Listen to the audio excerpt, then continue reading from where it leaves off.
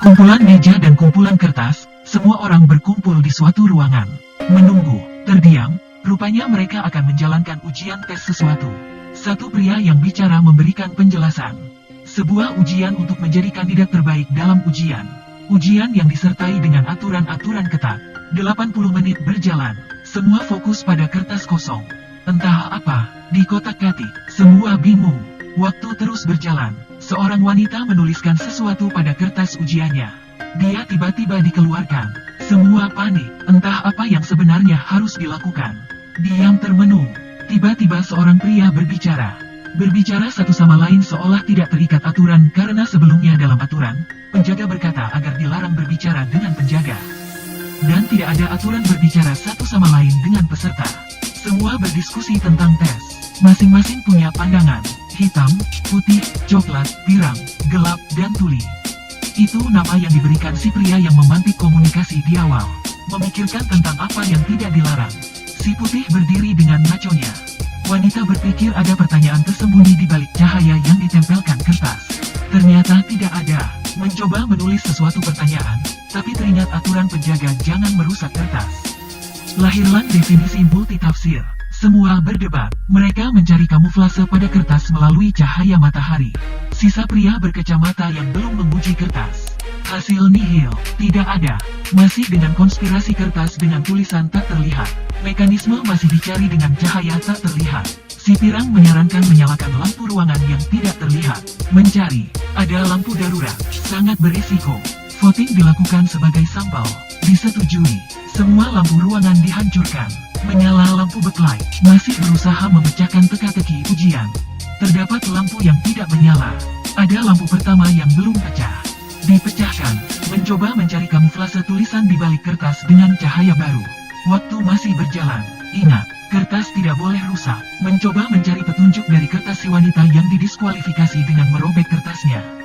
Aturannya tetap tidak berlaku karena apapun yang berkaitan dengan wanita tadi tidak berpengaruh karena sudah keluar ruangan.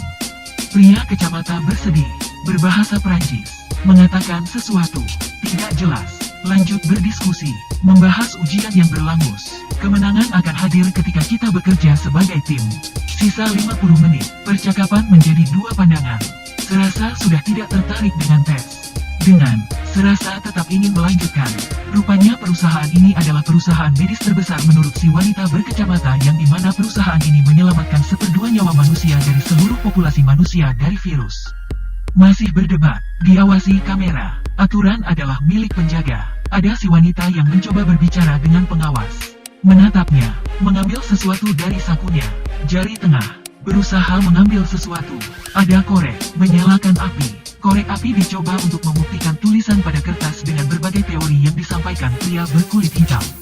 Si wanita mencoba menyalakan api pada sensor kebakaran. Asap muncul, air menyala, mengenai kertas pria berkulit hitam. Tidak ada apa-apa. Tak lama kemudian api yang digunakan memantik api adalah kertas milik si wanita.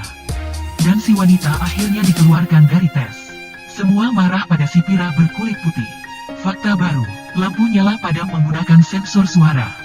Si pria putih bicara dengan si pria berkacamata. Memegang kertasnya, merobek, dan memasukkan ke mulutnya, dan dikeluarkan. Sisa berlima. Permainan semakin sengit dengan mindset eliminasi. Si putih merasa yang paling berkuasa. Memukul pria berkulit putih. Langsung tepar. Si hitam berpikir tentang tim. Mengangkat si putih dan berada di kursi dan mengikatnya. Memasukkan dasi di mulut. Tidak bisa berbicara. Memaksa si putih merusak kertasnya. Sisa 30 menit, dipukul. Si putih ingin meminum obat. Tidak dibiarkan oleh si hitam. Reaksi terjadi pada si putih dan dia modar. Kecurigaan terjadi pada diri mereka. Menuduh si wanita berkacamata sebagai salah satu dari anggota pengawas. Mengikat si wanita berkacamata. Berusaha diinterogasi oleh si pria berkulit coklat. Masih menyangkal. Membuka paha si wanita berkacamata. Ada bekas luka. Tetap bertanya. Menyayat. Berteriak dan kesakitan. Disiksa dan akhirnya bersedia menceritakan semua yang dia tahu tentang perusahaan. Si putih mulai kejang-kejang. Mereka saling menggeledah. Tidak ada apa-apa yang bisa dicurigai. Namun si wanita berkacamata mendapatkan si coklat mencuri obat si putih. Masuk ke saluran pipa. Tidak bisa. Mengeluarkan si pria berkulit putih untuk mendapatkan pengobatan. Nahas si wanita berkacamata yang dikeluarkan.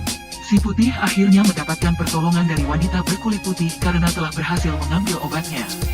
Tersadar, ngomel, sisa berempat, waktu 10 menit. Si putih memberikan dalih tidak ada pertanyaan. Jawaban hadir dari salah satu di antara mereka. Melihat pistol penjaga dan mengambilnya, menodong ke si putih. Si putih menjelaskan tentang asumsi pertanyaan apakah CEO membutuhkan 1 atau 8 asisten. Itu tidak diketahui.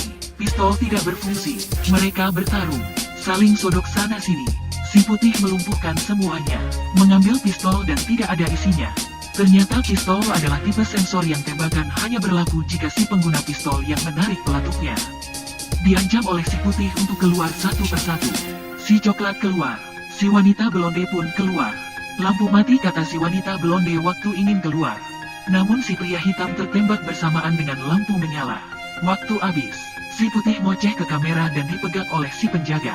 Dia melanggar aturan penjaga. Rupanya waktu telah diatur oleh si pria tua berkacamata sebelumnya. Tiba-tiba si penjaga utama muncul. Wanita blonde kembali masuk ke ruangan. Memeriksa kertas menggunakan kacamata si pria berkacamata tadi, mendapat petunjuk. Hanya satu pertanyaan nomor 1 yang kosong. Pria berkacamata itu muncul. Nostalgia kembali. Mengingat diskusi. Teringat si penjaga utama mengatakan ada pertanyaan sebelum ujian dimulai. Wanita blonde mengkorelasikan pertanyaan pengawas di saat terakhir. Satu jawaban yang dilontarkan si wanita blonde untuk menjawab pertanyaan nomor 1, yaitu, tidak. Penjaga dan wanita blonde berdiskusi. Berpikir si pria hitam telah meninggal. Ternyata pria hitam tidak mati. Dia selamat karena ada pil penyembuh dalam peluru. Tersadar, bangkit, kerjasama pun dilakukan. Rupanya penjaga menginginkan seorang administrator yang bijaksana dan si blonde dan si hitamlah orangnya. Film pun selesai.